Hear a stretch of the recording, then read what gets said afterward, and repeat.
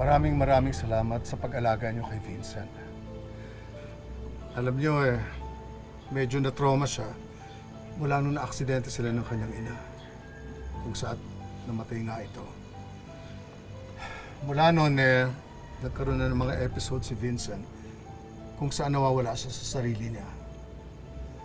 After observation nga siya ngayon Alam niyo po ba, talagang awang-awa kami sa kanya nung nakita namin siya.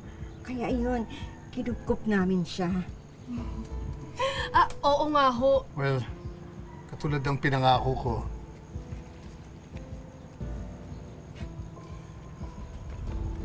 alam mo ba, 3 araw na rin mula nang binalik niyo si Vincent. Salamat dahil sa mga gamot. Bumabalik na siya sa kanyang sarili. Kaya lang, wala pa rin siyang maalala Vincent! Iho, halika!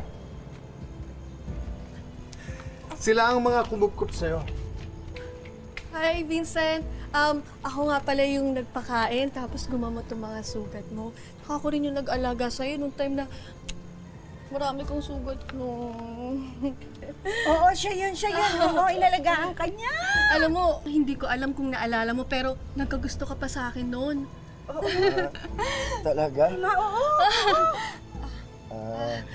Oo, alam mo, hindi mo palang maaalala ngayon, pero kasi nawala ka sa sarili mo nun Pero pwede pa rin naman tayo magkakilanlan ulit.